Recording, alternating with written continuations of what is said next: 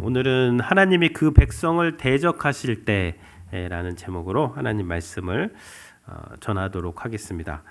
그 행위 예술의 거장이 있습니다. 요한 부르주아라는 분이 있는데요. 이분이 성공을 표현한 그 퍼포먼스 영상이 있습니다. 이제 성공을 행동으로 행위 예술로 표현한 것인데요. 이제 계단이 이렇게 있고요.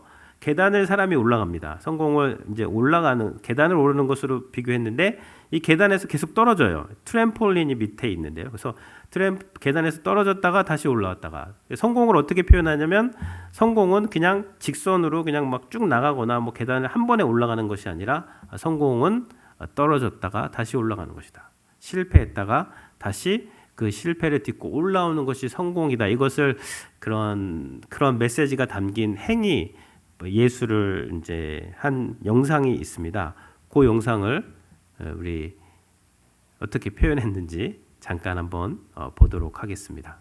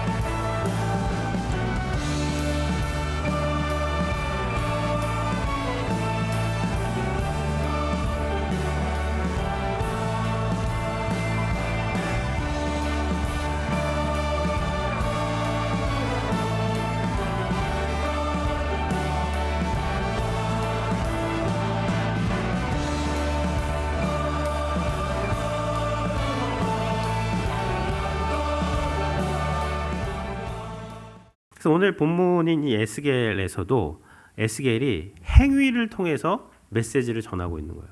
에스겔의 행동을 보고 사람들이 이제 말로 해서 안 되니까요. 이제 말을 안 하고 행동을 하게 하는 것입니다. 그러니까 이제 이스라엘 백성들이 도대체 에스겔이 지금 뭐 하고 있는 거야? 그래서 가서 보는 거죠. 보니까 그 에스겔의 행동 가운데 하나님의 메시지가 이제 들어가 있게 되는 것입니다. 그러니까 이스라엘 백성들이 지금 이제 그발 강가에서 강제 노역을 하고 있으면서 우리가 뭐 언제 다시 예루살렘으로 돌아가냐, 언제 회복이 되냐, 하나님의 이름이 있는 그 성, 하나님이 절대 다윗 왕조는 망하지 않게 한다고 영원하게 하신다고 약속하셨기 때문에 예루살렘 성은 안 망해. 우린 다시 돌아갈 수 있어. 그러면서 자신들은 변하지 않고 그냥 하나님이 자신들의 그 완악하고 우상 숭배하고 죄악된 그 상태 그대로 다시 돌아갈 것만 생각을 하는 그 이스라엘 백성들이 하나님은 이 에스겔의 행동을 통해서 그들에게 멸망의 메시지, 심판의 메시지를 주고 있는 것입니다. 그래서 이제 여기에 네 가지 행동이 나오는데요. 이 네 가지 행동을 통해서 이 네 가지 행동은 다 예루살렘 성이니까 이 네 가지 행동의 결론부터 말하면 성이 망한다. 성이 망하고 그 성이 포위가 되면 어떻게 되겠어요? 음식이 없겠죠. 극심한 기근이 온다. 그래서 이 성이 망하고 극심한 기근과 전염병이 와서 너희들은 다 심판받게 될 것이다. 이거를 예언을 하는 거예요. 그리고 그 이유는 너희가 나를 계속해서 배반했기 때문이다. 꾸준하게 이 왕조 그 이스라엘 나라가 세워진 이래로 계속해서 390일 또 40일 합치면은 뭐 한 430년 되는데 이스라엘이 왕조 국가로 세운 이 430년 동안 너희가 끊임없이 나를 그렇게 불순종했는데 그 심판이 이제 내가 이룰 것이다. 주전 586년에 성이 멸망하게 됩니다. 그 이제 그런 메시지를 이제 전하고 있는 것이죠. 그것을 행동으로 4장과 5장에서 말씀을 이제 드리고 있습니다. 그 중세 시대 기독교 영성가 레이디 줄리안이라는 분이 있는데요. 먼저 이런 말을 했습니다. 먼저 추락이 있다. 그 다음에 추락으로부터의 회복이 있다. 둘 다 하나님의 자비로운 은총이다. 그래서요, 오늘은 추락이에요. 하나님이 그 백성을 마치 대적하시는 것 같고 이 기근의 독화살을 그 백성에게 쏘아서 백성을 마치시는 것 같고 백성을 마치 죽이시는 것 같지만, 그러나 여기에도 하나님의 은혜가 있다는 것을 미리 말씀을 드리겠습니다. 그래서 이 하나님이 그 백성을 추락시키시는 것은요, 추락해서 잘 가라 끝나라 넌 이제 나랑 끝이다 이런 추락이 아닙니다. 다시 추락을 안 하면은 계속해서 그 불순종 가운데 있고 하나님을 배역하는 가운데 있기 때문에 이거를 완전히 갈아엎기 위해서 하나님 추락시키시는 거예요. 뽑아버리시는 거예요. 파괴하시는 거예요. 왜냐? 다시 심기 위해서, 다시 건설하기 위해서, 다시 새롭게 하시기 위해서 그렇게 하시는 것이 되는 것이죠. 그렇기 때문에 성도에게는 추락도 은혜가 되는 것입니다. 성경의 큰 줄거리는 뭐냐면요, 성경은 창조, 타락, 구속, 완성입니다. 하나님 창조하셨어요. 근데 인간은 타락했어요. 인간의 타락이 여기 나오는 거예요. 심지어 하나님의 은혜를 받았음에도 타락하잖아요. 그럼 어떻게 하느냐? 이 구속이죠, 구속. 하나님의 이 완벽한 이 그리스도를 통한 이 구속, 강력한, 인간의 타락은 강력합니다. 압도적이에요. 근데 이거보다 더 강력한 그리스도의 은혜와 그리스도의 은총이 타락을 덮어버리죠. 그래서 이 타락을 이기는 이 구원이 시작이 되어서 그것을 완성한다. 이게 성경의 내용이에요. 그래서 오늘은 이 타락입니다. 이 타락은 참 지독한 거예요. 지독하게 그냥 죽어라 하고 하나님 말씀 안 듣습니다. 인간은 본성적으로. 근데 하나님이 그냥 놔두시지 않는 거예요. 그 지독한 그 인간의 불순종의 본성을 하나님께서 더 강렬한 불로 다 태워버리시고 인간의 마음을 뒤집어 엎고 개조시키셔서 하나님이 원하시는 그러한 예배자로, 하나님이 원하시는 자녀로, 마음이 거듭난 그러한 신자로 만들어 가신다는 것이 그것이 오늘 이 말씀의 큰 내용이 되는 것입니다. 그러니까요, 신앙생활은요, 안 넘어지는 게 아닙니다. 안 넘어지는 사람은 아무도 없어요. 모든 사람은 다 넘어집니다. 근데 어디로 넘어지냐예요. 신앙생활은 하나님께로 넘어지는 거예요. 하나님이 우리의 트램폴린이 되어주시는 거예요. 안전지대가 되어주십니다. 그 신자는 넘어져도 다시 튀어 올라요. 하나님의 말씀으로 받아주시고, 말씀으로 다시 일으켜주시고, 기도로 일으켜주시고, 찬양으로 일으켜주시고, 넘어져도 일어나고, 7번 넘어져도 8번 일어나는 사람들이 신자가 돼요. 하나님으로 넘어지니까. 세상 사람들은요, 안 넘어지려고 그러죠. 스펙 쌓고 막 열심히 하고 악착같이 해가지고 올라갑니다. 그래서 올라가면 교만해지는 것이고, 그러다가 떨어지면 이제 끝나는 거예요. 소망이 없어요. 그런 분들은. 근데 신자는 그것이 아닙니다. 신자는 넘어지는데 하나님으로 다시 올라가고. 그래서 오늘 먼저 그 에스겔이 전한 행동 예언 4가지를 말씀을 드리고요. 그것을 적용하도록 하겠습니다. 첫 번째가 4장 1절부터 나오는데요. 제가 먼저 한번 읽겠습니다. 인자야 너는 토판을 가져다가 그것을 내 앞에 놓고 한 성읍 예루살렘을 그 위에 그리고. 토판은요, 흑판입니다. 그러니까 요즘으로 말하면 이제 벽돌, 흑벽돌이죠. 흑벽돌 넓은 것을 가져다가 그 위에다 그림을 그리는 거. 어떤 그림? 예루살렘 성을 상징하는 그림. 텍사스 상징 그림 있죠. 그런 것처럼 누가 봐도 이건 예루살렘이다 할 수 있는 그림을 토판에다가 이렇게 성을 그려놓는 거예요.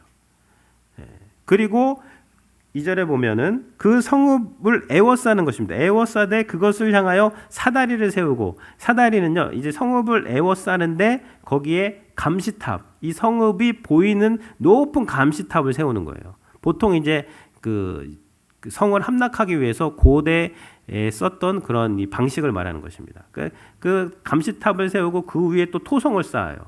토성을 쌓아가지고 토성을 쌓고 흙으로 언덕을 쌓고 그것을 향하여 진을 치고 그것을 향하여 공성태를 둘러세우고. 공성태는요, 그 성벽이 굳게 닫혔으면은 그 영화 같은데 보면 막 군인들이 뭐 철이나 나무 같은 거 막 끌고 가서 쾅 부딪히면은 성문이 막 조금씩 열리다가 막 5번 6번 하면 꽝 하면은 그 열리잖아요.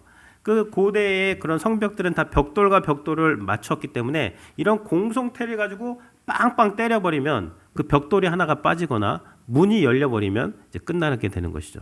그런 것들, 이 감시탑을 세우고 토성을 쌓고 이 공성태를 쌓아서 예루살렘 성을, 이게 무슨 그림이죠? 이걸 딱 보면 야, 예루살렘 성이 이제 포위되고 멸망하나 보다, 그 메시지를 주나 보다 라고 보는 사람들이 다 알 수 있도록 토판에다가 그런 그림을 그리라는 것이죠.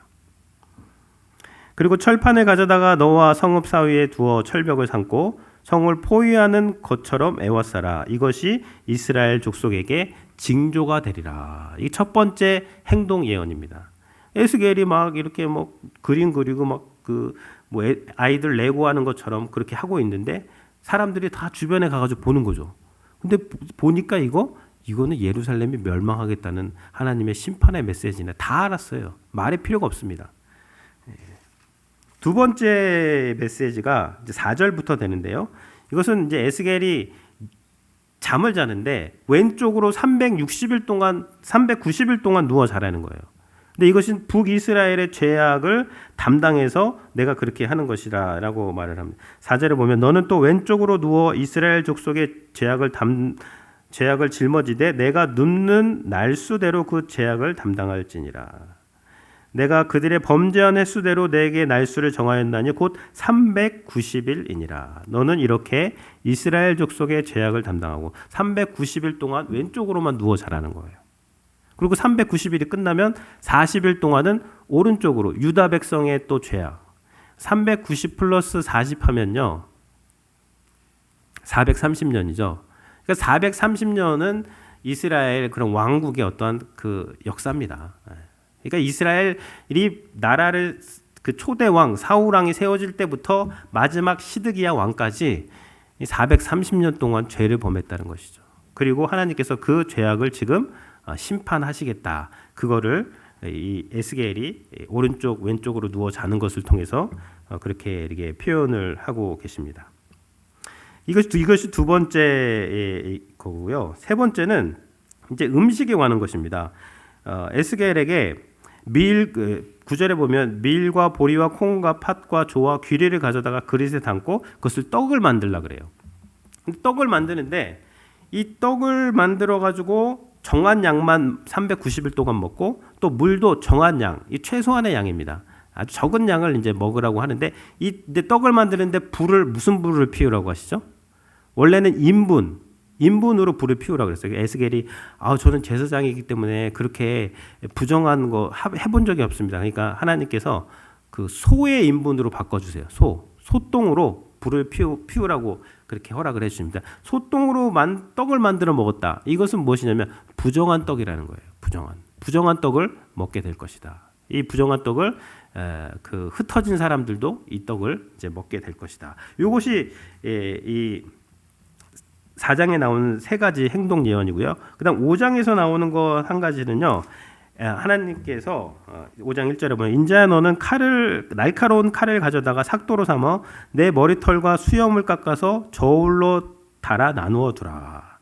그래서 이 머리털하고 이 수염을 다 이제 깎으라고 합니다. 근데 날카로운 칼 여기서 깎으라는 거는요. 다 깎아버리라는 거예요.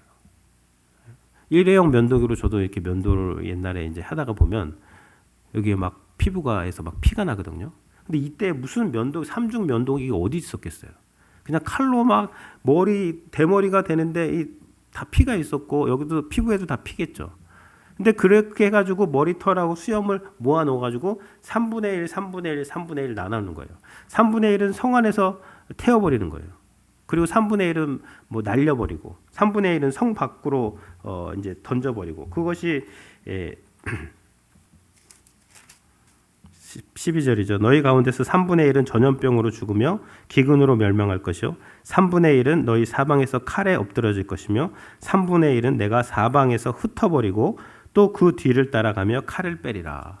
그러니까 이 에스겔의 머리와 수염을 가지고 3분의 1씩 막 흩어버리는 이러한 퍼포먼스를 통해서 하나님께서는 전염병으로 죽게 하시고 칼에 죽게 하시고 또 멀리 흩어진 사람들도 흩어지게 하시고 또 그 흩어진 사람들을 칼이 그 사람들을 쫓아간다.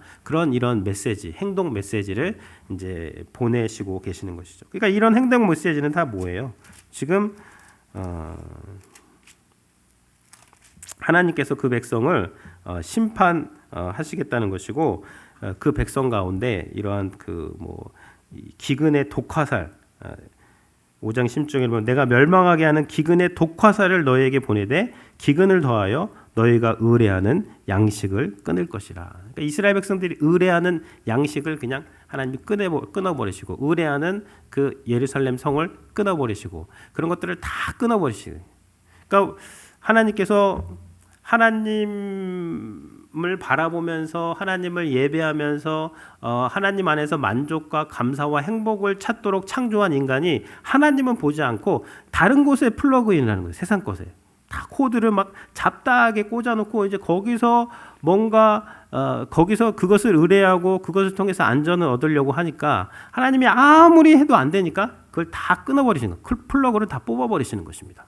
다 뽑으니까 이제 이스라엘 백성들은 지금 완전히 이제 죽게 된 것이죠. 이제 그제서야 다시 하나님을 바라보고 하나님께 다시 돌아가고 그러면서 하나님이 이제 에스겔 이제 후반부에 보면 뭐 마른 뼈 환상이라든지 성전이 회복되는 그런 회복의 이야기가 이제 나타나고 있는 것입니다. 그래서 이런 행동들을 통해서 우리가 이제 적용해야 될 것들 몇 가지 보기를 원하는데요. 하나님께서 우리와 함께 하시는 하나님은 우리를 대적하시는 하나님이기도 한다는 거예요. 하나님께서 이렇게까지 하시는 이유는 무엇일까요?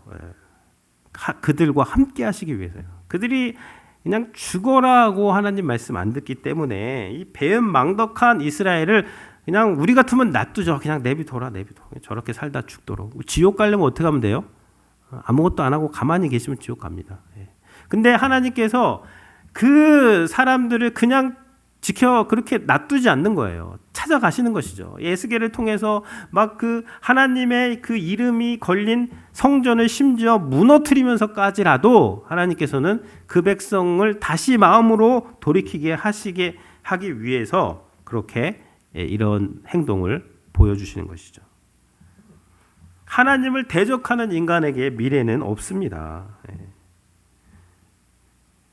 그래서 하나님께서 인간을 대적하시는 거예요. 왜? 다시 인간으로 돌아오게 하려고. 그래서 우리의 삶을 살면서 하나님 우리를 대적하시는 것 같은 때가 있어요. 안심하시기 바랍니다. 그런 생각 아무한테나 드는 거 아니에요. 하나님의 자녀들이니까 그런 생각 하시는 겁니다. 그 하나님이 우리를 대적하시는 그 대적, 우리가 막 아픔을 느끼고 고통을 느끼고 막 우리 안에서 우리가 어려운 상황 가운데 처해 있을 때 그 하나님을 생각하면서 하나님이 나한테 이렇게 하시나 그런 생각이 들 때에 그 최종의 목표가 무엇인가? 그것은 하나님과의 사귐입니다. 회복이에요. 그것을 기억하시기를 바랍니다. 그러니까 하나님이 함께 하시기 위해서 하나님께서 그 백성을 대적하시는 거라는 거예요. 하나님께서 그 백성을 대적하시는 이유는 회개하라고 대적하시는 것입니다. 회개가 살 길이에요. 어떻게 보면. 가짜 회개가 아닙니다. 마음에서 정말로 그 이루어지는 마음을 다하고 목숨을 다하고 힘을 다해서 하나님을 예배하고 하나님을 찬양하는 그런 삶을 살게 하라고 우리를 대적하시는 것이죠. 하나님의 간섭입니다. 그래서 우리가 일주일 동안 이렇게 막 우리 성도님들 또 힘들게 이민생활 힘듭니다. 열심히 일도 하시고 쉬지도 못하고 열심히 일하시고 교회 왔는데 위로를 받으셔야 되죠. 위로. 근데 위로를 받아야 되는데 진짜 위로는요. 진짜 위로가 이제 무엇인가? 그것은 그냥 우리가 원하는 것을 이렇게 교회에서 뭐 잘 될 것입니다. 뭐 축복 받으실 것입니다. 뭐 이런 얘기만 하면은 그건 가짜 위로입니다. 진짜 위로, 막 무기력하고 무력하고 막 만족이 없고 삶이 내가 죽지 못해서 산다 이런 분들도 계세요. 뭐 그냥 삽니다 이런 분들도 계시고. 근데 이러한 그 모든 해결책이 뭐냐면 하나님을 예배하고 하나님을 만나는 것과 연결이 되어 있기 때문에 이것이 되기 위해서는 하나님 앞에서 바르지 못한 것을 먼저 뽑고 파괴하고 파멸해야지만 다시 심고 건설하고 하나님 앞에서 새로운 존재가 될 수 있다는 거예요. 새 차가 오려면 오래된 차는 보내야죠. 새로운 삶을 원하게 되면 우리가 감사하고 만족하고 기뻐하고 즐거워하는 이것은 영적인 것입니다. 세상 것으로는 안 돼요. 잠시 되지만 안 돼요. 오히려 더 불안합니다. 더 가질수록 더 불안한 게 이 세상의 것들이에요. 그래서 이 영적인 것이 오기 위해서 하나님께서 우리에게 우리를 대적하시게 하시는 것이다. 그리고 이 예배 가운데 우리가 하나님을 만날 때 이 인생의 모든 문제가 해결돼. 그래서 예배가 중요하다는 거예요. 예배가 중요하다. 그래서 여러분 우리가 예배가 중요합니다. 예배의 태도가 삶의 태도를 결정하게 돼요. 예배를 대충 드리면요, 우리가 일주일 동안 대충 산다는 그런 얘기예요. 예배 때 딴 생각한다. 그럼 뭐예요? 우리가 삶을 살면서 하나님이 목적하신 그 밖에서 딴 생각하면서 그 목적에 벗어나서 살고 있다는 거예요. 근데 예배를 온전하게 예배 때 하나님을 만나고 예배 때 하나님께 기도하고 찬송하면서 하나님이 나를 부르신 그 부르심을 확인하고 확증하고 그 부르심에 접속하게 된다. 그것은 일주일 동안 우리가 그렇게 하나님의 뜻 안에서 살아가는 존재라는 그러한 것입니다. 그래서 예배 시간에 우리가 하나님을 온전히 경험하게 되고 하나님과의 친밀함을 경험하시게 되기를 바랍니다. 두 번째는요, 이 행동들을 보면 그 백성에게는 이스라엘 백성에게는 구원의 근거가 없다는 것입니다. 390일을 왼쪽으로 누워 자고 40일을 오른쪽으로 누워 자라. 이게 이스라엘 역사라고 했어요. 이스라엘 역사 내내 순종할 때도 있었지만 불순종했다는 것이죠. 온전히 순종하지 못했다는 것이죠. 이것이 바로 이게 이스라엘 모습입니까? 저의 모습이죠. 우리의 모습입니다. 우리가 하나님께 온전히 순종할 그런 존재가 못 된다는 거예요. 아담 이후로 온 세상이 다 타락했어요. 그게 인류입니다. 우리 안에 있는 죄의 증거될 필요가 없죠. 우리가 지금 세상에 보는 이 악들, 우리 안에 있는 미움들, 어떤 불공정들, 그러한 것들이 증거예요. 그러니까 내 안에 존재하는 탐욕, 미움, 분노가 그 증거인데 이러한 존재에서 내가 나 스스로를 구원할 수 없다라는 것입니다. 이 하나님의 은혜를 경험한 이스라엘 백성들이 그래도 출애굽했고 율법도 받았고 그 많은 기적들을 경험했음에도 불구하고 430년 동안 끊임없이 하나님께 불순종하잖아요. 이것이 우리의 모습이라는 거예요. 그런데 여기서 이제 에스겔이 여기서 끝나는 것이 아니라 이 행동들은 결국 뭐를 위한 것이 회복을 위한 건데요. 회복. 하나님께서 그 인간의 배은망덕한 타락보다 더 강력한 하나님의 은혜와 자비와 은총으로 그 백성을 개조시키겠다. 마음을 완전히 갈아엎어버리시겠다. 그리스도의 사랑으로, 그리스도의 십자가로 완전 인간 개조를 시키시겠다. 그것이 하나님의 이러한 구원이 되는 것입니다. 그러니까 인간에게는 소망이 없지만 하나님께만 소망이 있다는 거예요. 그래서 기독교는 내가 한번 잘해봐야지 해가지고 공부하듯이 막 기독교가 공부하듯이 되는 게 아니더라고요. 영이 변해야 돼. 영이 변한다는 건 뭐예요? 하나님의 성령께서 우리 안에 임재하셔서 인간의 이성과 인간의 능력과 한계를 뛰어넘는 하나님의 역사가 우리 안에 들어오실 때 우리가 하나님을 알게 되고 믿게 되고 하나님의 뜻에 순종할 수 있게 된다. 거기에 소망이 있게 된다. 그것을 우리가 또 볼 수가 있습니다. 세 번째는요. 이런 행동을 통해서 보시면 우리가 아프지만 하나님은 더 아프시다는 것입니다. 14절을 보면요. 5장 14절을 보면 내가 또 너를 황무하게 하고 너를 둘러싸고 있는 이방인 중에서 모든 지나가는 자의 목전에 모욕거리가 되게 하리니 그랬어요. 모욕거리가 되게 한다. 그러니까 이스라엘 백성들이 이렇게 포로로 끌려온 것 자체가 모욕이죠. 수치입니다. 이제 앞으로 이 예언이 예루살렘 성 멸망하기 7년 전에 준 거예요. 토판에 그림 그리고 7년 후에 일어날 일을 미리 보여준 것입니다. 그럼 예루살렘 성이 무너지면은 이스라엘만 모욕을 당하느냐? 아닙니다. 하나님도 모욕을 당하시죠. 하나님도 하나님의 이름이 땅에 떨어지는 거예요. 그러니까 이스라엘만 지금 아픈 게 아니에요. 하나님도 지금 이 모든 것들을 감내하면서까지 이 일을 지금 하나님이 하시는 것입니다. 하나님이 이렇게 하시겠다는 거예요.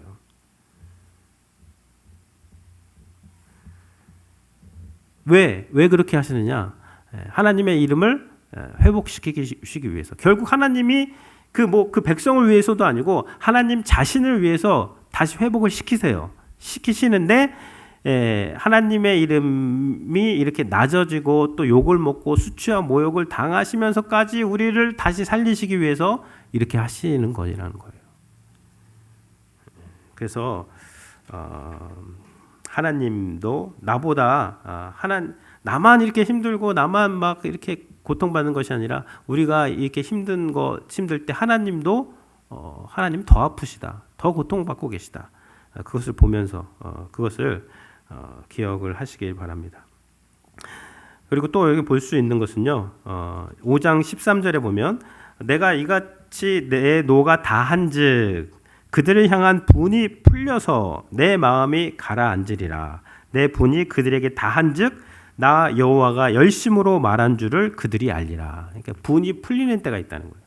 분이 풀리는. 하나님의 진노가 다 쏟아지고 거기에 이제 징벌이 되면 이제 분이 풀리게 된다. 그러면서 여호와의 열심히 이 일을 한 줄을 안다. 여기서 볼 수 있는 것은요, 이 모든 사건들은 결국 하나님의 열심히 심판한 것이고 하나님이 열심히 구원한다는 거예요. 이 열심이 뭐냐면 하나님의 열심히 우리를 사랑하는 그런 마음입니다. 뒤집어 보면 질투죠. 질투심. 이 열심을 질투로도 표현할 수도 있고요. 열심으로 표현할 수도 있고 신적인 어떠한 열심이에요. 포기하지 않는, 연인 관계에서 포기하지 않는 그 열심이에요. 포기했다는 건 뭐예요? 사랑이 식어졌다는 것은 그냥 너는 너 갈 길 가라, 그거죠. 근데 하나님은 아직도 열심히 있다는 거예요. 우리에게, 그 백성에게. 그래서 하나님의 이 열심이 물론 심판도 하지만 이 심판보다 더 강한 열심으로 우리를 구원하시겠다는 것이죠. 결국 이러한 그 심판과 진노가 십자가에 떨어져서 십자가에서 그리스도께서 그 모든 진노를 다 받아주셨기 때문에 우리의 이 인간 개조가 완성이 되는 것이죠. 시작이 되는 것이죠. 하나님의 천국에서 완성이 되는 것이고, 그러니까 하나님께서 하나님의 열심으로 이 모든 구원을 완성하시겠다라는 것이 여기에 나와 있습니다. 그러니까 인간이 계단을 올라가다 인간은 끊임없이 타락합니다. 이 계단에서 떨어져요. 그럼 이 밑에 트램폴린 같은 이 안전지대가 바로 하나님의 어떠한 이 열심이고 하나님의 말씀이고 기도고 찬양인 거예요. 그래서 기도하고 말씀이 있고 찬양이 있는 사람들은요, 높은 데서 떨어져도 다시 일어납니다. 다시 올라가요. 튕겨져 올라가요. 회복 탄력성이 있습니다. 그래서 우리가 말씀을 봐야 되는 거예요. 말씀으로 이 트램폴린을 깔아놓으면요, 우리가 넘어져도 다시 일어나요. 이 인생이 분산되지 않습니다. 막 오만 가지로 다 해서 걱정하다 끝나는 인생이 아니라 하나님이 나에게 주신 그 한 가지에 집중하면서 그쪽으로 튕겨져 나갈 수 있는 힘이 이 말씀에서 있게 되는데, 이것이 여호와의 열심과 이제 이 열심히 이 일을 이루게 된다라는 것을 기억을 하시기를 바랍니다. 그러니까 뭐 내 힘으로 막 의지로 올라가는 사람들도 있죠. 근데 뭐 몇 번 하다가 힘듭니다. 지치게 돼요. 연약해요, 인간은. 뭐 대단해 보이는 인간은 연약합니다. 그러나 하나님의 이 구원을 경험한 사람은 약해 보이지만 그러나 죽지 않습니다. 죽어도 다시 일어날 수 있는 인간이 된다는 것이죠. 그러니까 예수 그리스도께 소망이 있다는 것이고요. 마지막으로는요, 이 선지자의 삶으로 메시지를 전하고 있어요. 지금 이 에스겔이 하는 이 행동들을 보면 자신의 어떤 행동으로, 삶으로 이렇게 메시지를 전하고 있습니다. 그래서 우리도 우리가 이제 하나님의 선지자 아닙니까? 그래서 우리가 하는 모든 행동이 이 세상의 메시지가 되는 거예요. 그래서 때로는 막 이게 전하기 힘든 메시지 아닙니까? 어떻게 대머리가 되고 막 제사장이 대머리가 되고 수염이 다 깎는 거는 치욕스러운 거예요. 근데 하나님 그거 하라고 하십니다. 때로는 그럴 때가 있어요. 그럴 때도 여러분 순종하실 수가 있어야 되는 것이죠. 그리고 우리의 몸을 사용해서 몸으로 하나님께 그렇게 찬양하는 또 순종하는 저희들이 되었으면 좋겠습니다. 오늘 말씀 기억하시면서 우리 같이 찬양했으면 좋겠는데요. 주의 보좌로 나아갈 때 찬양입니다. 그래서 예수의 피를 힘입어 이런 찬양인데요. 주의 보좌로 나아갈 때 우리가 어떻게 나가야 합니까? 나를 구원한 주의 십자가, 그것을 믿으며 나가야 한다. 말씀 기억하시면서 같이 찬양하며 나가도록 하겠습니다.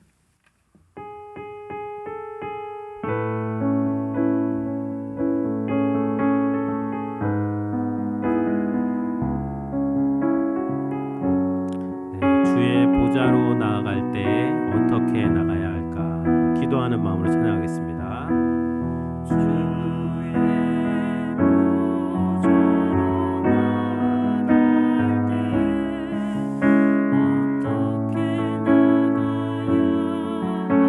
우리의 노력과 우리의 의로 나가면요 실패할 수밖에 없습니다.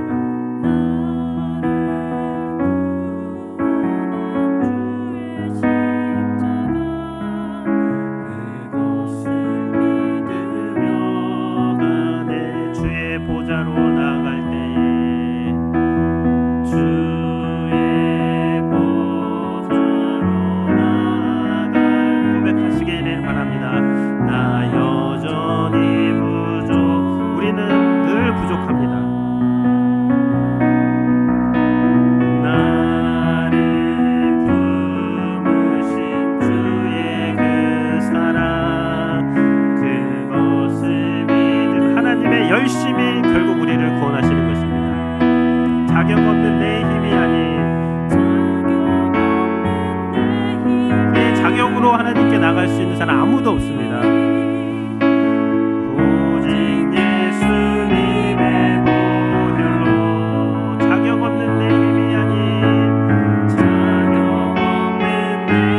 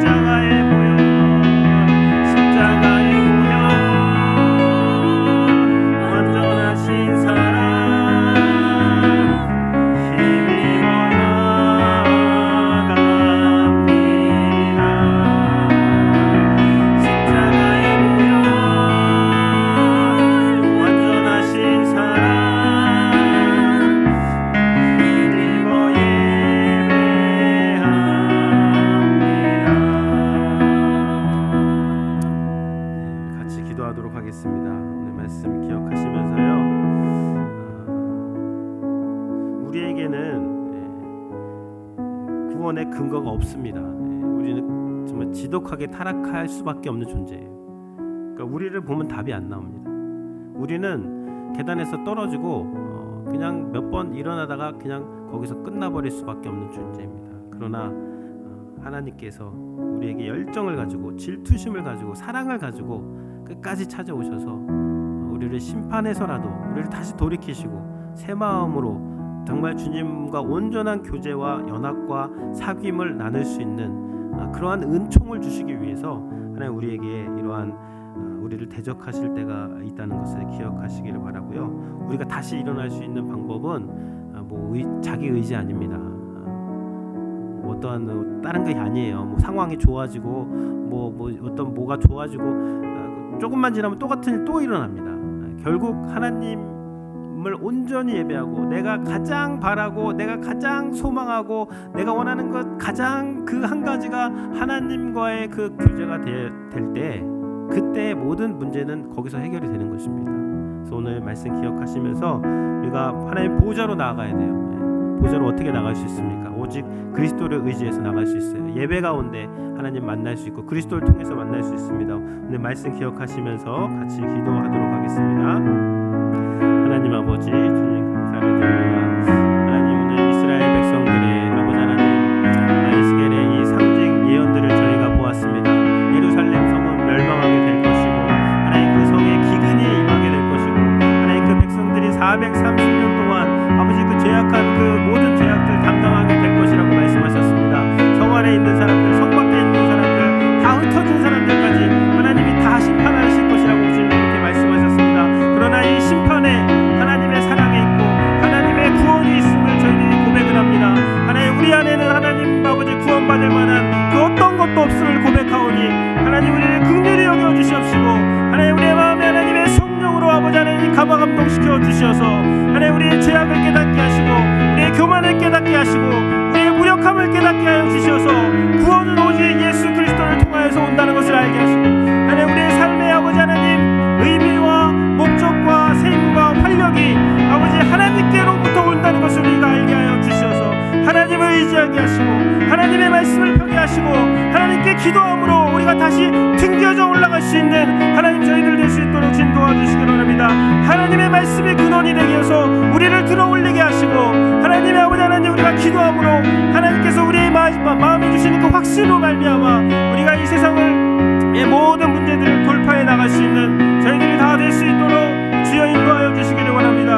하나님 앞으로 나아갈 때 말씀으로 나가게 하시고 하나님 기도함으로 나가게 하시고 아버지 하나님을 찬양하며 나갈 수 있는 저희들 다 될 수 있도록 주님 도와주시기를 원합니다. 여러분 우리 성도님들 지금 가장 걱정되시고 또 두려운 게 무엇입니까? 그 두려움의 실체를 한번 잘 생각해 보세요. 뭐가 두려우세요? 결국 그 두려워하는 걸 내가 예배하는 거예요. 우리 가장 두려워하고 우리가 정말로 두려워할 존재는 딱 한 분밖에 없습니다. 하나님이에요. 그 두려움이 그리스도 안에서 사랑과 만나서 하나님을 경외하게 되는 것이에요. 그 하나님을 경외하는 삶을 살게 되면 우리가 이 땅에서 두려워할 거 없습니다. 우리 죽어도 다시 살아요. 하나님이 우리 어디에 있든지 다 끄집어 올려주십니다. 그 하나님 아니면 못하러 하나님 믿어요. 여러분 다른 곳에서 그 두려움을 내 힘으로 해결하려고 하지 마세요. 못합니다. 해결하다고 넘어지면 어떡하시려고 그래요? 못 일어나요. 지난주에 샌앤젤로에서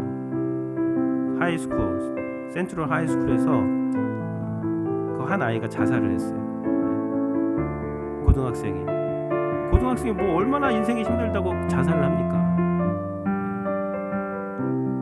여러분 우리가 하나님 만나고 하나님 믿게 되고 그 하나님 사랑이 우리에 들어오게 되면 우리 주변에 그런 사람들 많이 있어요. 그럴 때 만날 때 우리가 하나님 널 사랑하신다, 하나님 너와 함께 하신다, 하나님이 그 불 가운데서도 우리와 함께 하신다라는 것을 우리 말로 전하게 되고 우리의 삶으로 증거하게 돼요. 우리의 삶이 곧 그들에게 답이 되어야 됩니다. 그러려면 우리가 하나님만 온전히 두려워하고 정말 하나님을 온전히 무서워하면서 그러면서 살게 되면 우리의 삶이 거룩하게 되고요, 만족과 기쁨과 감사와 하나님이 우리의 삶 책임져 주십니다. 우리가 그것을 기억하시면서 오늘 함께 기도하면서 나가도록 하겠습니다. 하나님 아버지 주님 감사를 드립니다. 하나님 오늘 저희들에게 주여 말씀해 주시고 주님 감사드립니다. 하나님 저희가 하나님 이 이스라엘 백성들에게 이 두려워하는 것들이 다 임했습니다. 성이 무너지고 그들의 삶의 근거지가 다 파괴되고 하나님 그들이 쫓겨나가고 전쟁이 발생되고 전염병이 임하는 상황 가운데서 그들이 그 두려워하는 것이 다 임하자 하나님 그들에게 이제 소망이 다 사라졌습니다.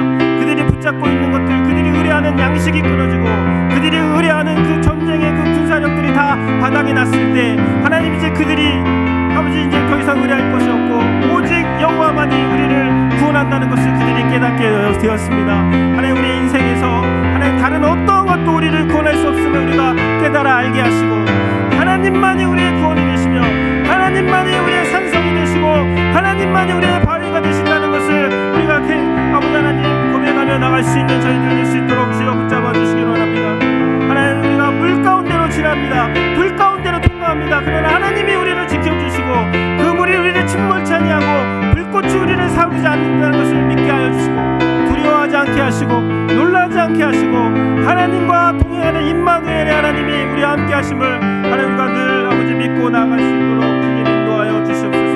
하나님의 열심히 우리를 구원하시고 아버지 하나님, 하나님께서 우리를 붙잡아 주시고 하나님께서 우리를 먼저 찾아와 주시고 먼저 손잡아 주셔서 우리가 하나님을 예배하고 찬양할 수 있고 이 땅을 살면서도 하나님 나라를 소망하면서 살 수 있는 그런 복된 인생으로 삼아주신 것 감사를 드립니다. 주님을 사랑함이 모든 두려움을 내어 쫓는 것을 믿사오니 주님 온전히 사랑하게 하시고 주님을 사랑함이 우리의 능력이요 주님을 사랑함이 우리의 모든 인생의 해답이 되게 하여 주셔서 온전히 주님을 예배하고 하나님을 찬양하고 하나님을 기도하는 가운데 우리의 영이 새로워지고 하나님이 우리에게 주신 소명을 발견하게 하여 주셔서 그 소명을 가지고 모든 문제를 돌파하게 하시고 우리의 사업 가운데 우리의 직장 가운데 우리의 모든 일상 가운데 하나님의 소명이 중심에 서게 하여 주셔서 그 소명을 가지고 아버지 모든 삶을 이겨내는 저희들 다 될 수 있도록